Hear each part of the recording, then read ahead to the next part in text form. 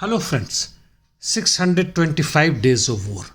Starting from the southern axis of war in Kherson, the Ukrainians have made a fresh bridgehead in north of below Rudy Island.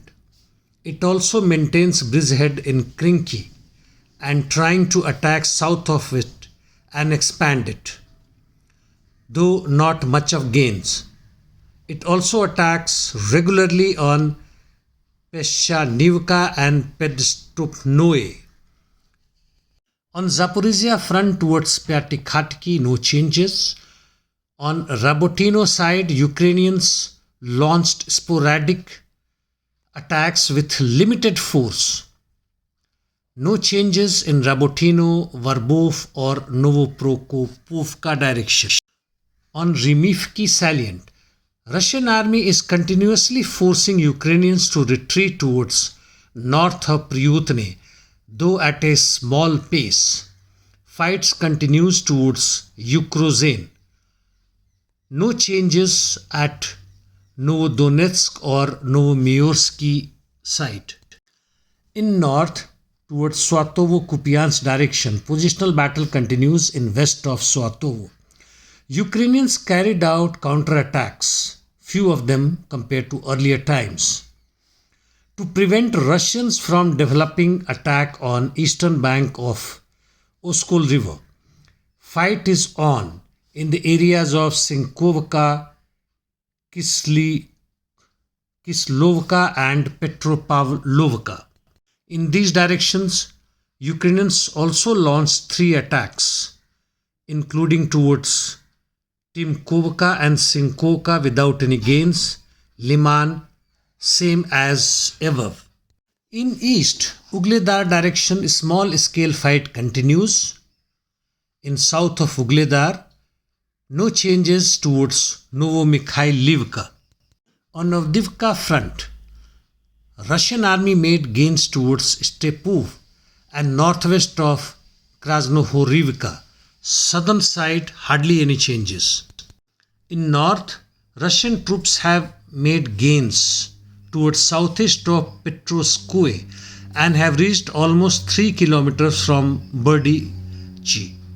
On Bakhmut front, ISW states, Russian army launched localized offensive operation and made gains towards Bohdanivka, Barkhivka reservoir and east of Klishivka. Russians in southern flank made gains towards Andrivka and part of Klishivka. In fact, the Ukrainian army have retreated from Andrivka in toto and part of Klishivka. Incidentally, there are large areas of grey zones in both the areas.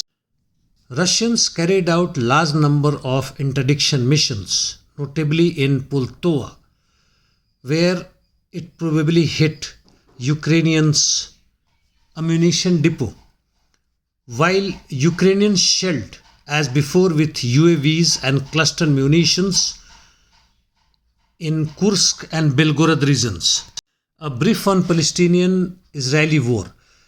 Israeli government has agreed to begin 4-hour humanitarian pause in parts of North Gaza to allow delivery of aids and evacuate civilians since today.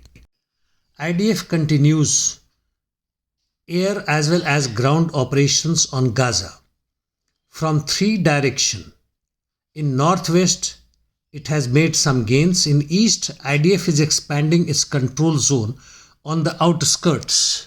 In south, it is struggling hard. Hamas resistance and rocket attacks on IDF formations continues heavily. In West Bank, Israeli security forces are crushing Palestinian protests heavily. On Lebanon front, Hezbollah is continuing its counterattack through shelling. No active support to Palestinian army from any other country.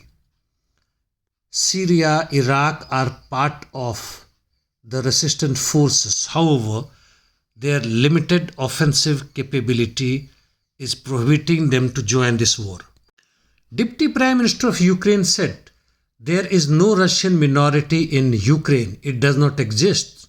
She said these words when European Union ambassador was standing next to her and she raised no objection. And Putin is in Kazakhstan. That's all for the day, friends.